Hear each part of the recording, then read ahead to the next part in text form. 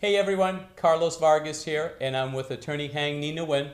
Nina, thank you for allowing us to come into your office today. Great, thank you so much, Carlos, for coming. My pleasure, my pleasure. Thank Yeah. you for your time. And thank you for watching our video at the firsttimehomebuyertools.com website. If this is the first time that you're watching our video, thank you. If you've been here before, thank you for returning. Our goals behind our website is to get you, if you're looking at purchasing a home or refinancing a home or just selling a home, getting you in front of some amazing professionals who deal in the real estate business. And Nina is an attorney in Dorchester's Fields Corner. Tell me a little bit about yourself. I've actually been in Dorchester now for almost 20 years, living here, but in the real estate practice, the legal practice, we've been here in Fields Corner for over a decade. And we started our practice with real estate, and we had expanded a little bit doing business and zoning work as well. But the main primary practice is real estate conveyancing. Can you give us some advice as to if somebody's looking to purchase a home, what should they first do? What should their first few steps do? Definitely one of the most important things is getting a very good experienced real estate broker or real estate agent to help you through the process. Someone who's knowledgeable and experienced can help make the process easy, who can help identify some of the issues, especially for a first-time home buyer. And then thereafter, you really have to find a very good bank, a good mortgage lender who can identify whether or not you're qualified to buy the home that you're looking at, because there's no point in looking at a $500,000 home if you're only qualified for a $250,000 home. So it makes the process more manageable in that way, and certainly getting a real estate attorney who can help you through all of the contracts, because there's a lot of To the other two professionals are all about the same time? It depend on different phases. We have clients who call in all the time depending on their comfort level and how much knowledge they have about the process. We have first-time home buyers who come in immediately before they even sign an offer to purchase, because this is a valid contract, and we'll go through all of the contingencies on that for him and identifying it. And we do that really at no cost to a first-time home buyer, because we want to be able to help them identify the issues before actually going out there and signing their name. And then the next phase is the purchase and sales agreement. I definitely emphasize that you should get an attorney to review the purchase and sales agreement, because it is a binding contract. You have an earnest money deposit that would be in jeopardy if the contingencies fall through. That's great. What other type of law do you practice? So we focus on real estate conveyancing, and out of real estate there's seller's representation, buyer's representation. We also represent banks doing residential and commercial. So in residential and commercial, there's the refinance, there's the purchase. So we do all of that. And out of real estate, sometimes we have to probate an estate in order to get a license to sell for that transaction, or sometimes we have to do a short sale to get the transaction moving, or we have to do the zoning to get the zoning in compliance. So out of real estate, there's a few other areas of law that we also have to attend to in order to make the transaction complete. And then business incorporation, because our investor buyers who want to incorporate, take title in an LLC or in a trust, we also create those entities for them. Great. And are you a solo practitioner, or tell me a little bit about your practice? So we are, we've been here for about over 10 years. Myself, I am the principal owner. I have of counsels in the office, 2 attorneys who also assist with all our files, and then we have 4 support staff. And we are located in Fields Corner. We have a good, consistent practice, and we've been very, very fortunate and grateful with all of the support of all the local businesses and residents around here. Great, great. Tell me about one of your successes, something that you feel real good about that you were able to. There's so many great stories of helping first-time home buyers, but one of the ones that completely always stay and remain with me was a single mother who was in her 50s and had just sponsored her older son from Vietnam, and he was literally in high school at the time, and she was able to save money to buy a home in Chelsea, but it was a short sale. It was a first-time home buyer. She didn't have a lot of income. I think the home was only like 100,000 or something. Wow. It was a lot of work for us, and I did it literally at no cost. Wow. To help them get their first home. And then what was wonderful was years later, the son graduated from college, you know, got a great job. They still have the home, and they recognized me at a New Year's event and came up and saying, thank you so much. We love, you know, the home, and thank you for helping us with that. So that always resonates with me, that we're not here just to turn around, crank files after files. We're here really about home ownership, and creating home ownership stabilize the community, you know, Absolutely. help people feel good and proud Right. about, you know, Right. where they live and work. Right. That's great. It's a great story. Fees. What should somebody expect to pay an attorney to represent them outside of the bank? Because I know some attorneys represent the bank and the buyer.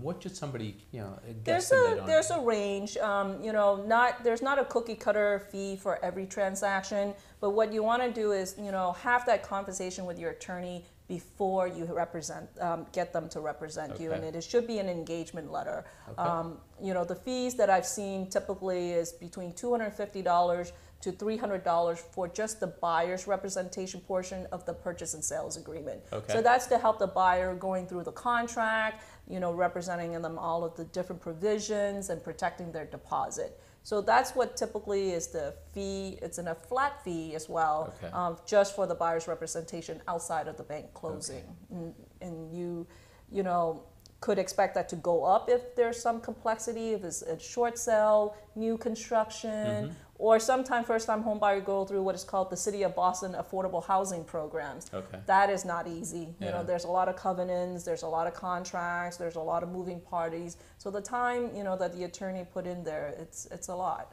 But you're familiar with that process. So if somebody's going through that process, they should probably reach out to you. I was actually a first-time home buyer through the city program. Literally in 1998 or 97, I bought my first home. Was able to go through, you know, the first-time home buyer class at Maha. Yeah, absolutely. And then took the class there. I was training it from Brookline to Dorchester, like for months, and then was able to successfully buy, you know, a 3-family at that time in 1997 for my family. Without the City of Boston, you know, affordable housing program, Right. you know, that wouldn't have been possible for our family. Great, yeah.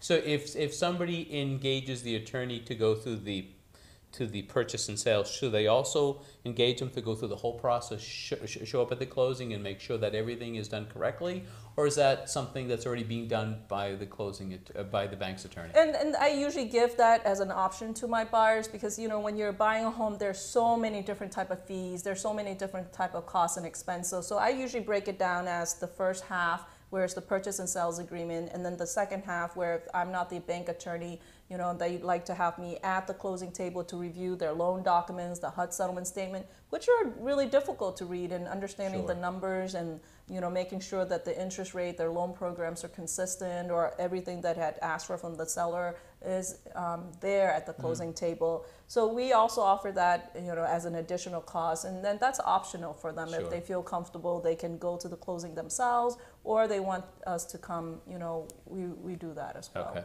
okay. And owner's title insurance, a good thing to get, a waste of money, a good thing? Absolutely 99.99% of all our clients get owner's title insurance, especially with the amount of fraud, the amount of changes in bank laws and regulations nowadays, that you want to have owner's title insurance to protect you against any potential fraud that could have taken place, you know, on the chain of title, or if there's a change in law regarding to foreclosures. If you don't have the owner's policy, it's harder to sell your property in the future. Right. You want that protection, like any insurance, you know, it's the protection and peace of mind of knowing that when you do need to go sell it, the title company is behind you, insuring against all of that damages or loss or potential title problems that can't be resolved. You know, sometimes, you know, the bank might have changed or gone under, and you've paid off the bank, and now they're no longer there, and it's hard to track down a discharge, and you could be spending hundreds and thousands of dollars, you know, paying for that discharge to come when you've already paid for an owner's policy that covers you. And that's transferable or that's not? It's just, how does it work? So the owner's title insurance is based on the purchase price, and it's a premium amount based on the, on the thousand. So, depending on the title company, it's, could be $3 per thousand or $4 per thousand bought at the time of the closing. And it's a one-time fee. So it's not like you're paying every year, and it's only to the owner, so it's not transferable. So it's good for during the time in which you own your property.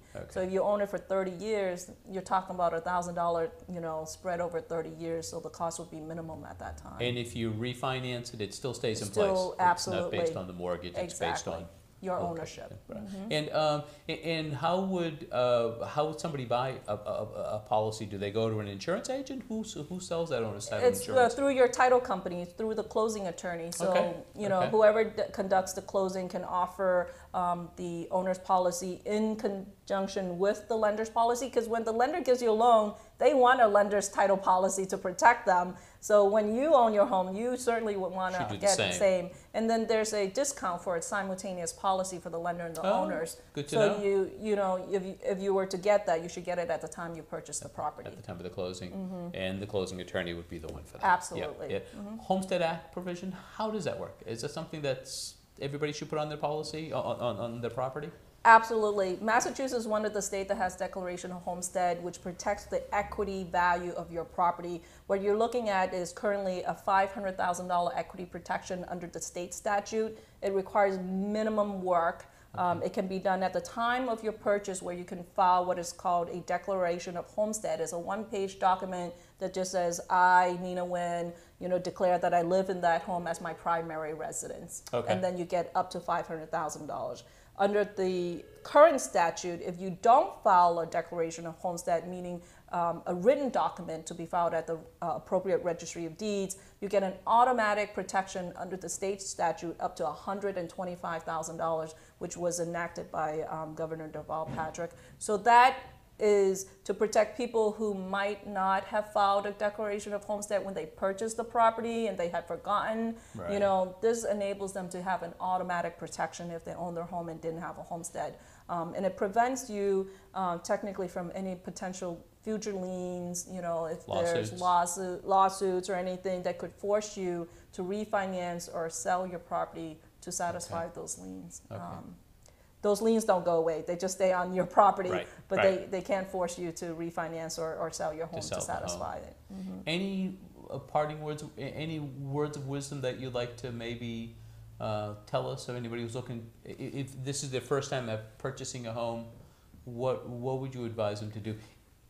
Thinking back when you first purchased your home, what do you wish you knew then that you know now? Absolutely getting a good lawyer. I didn't have one, and the horror story was, I showed up to the house after the closing and the sellers were still living in there.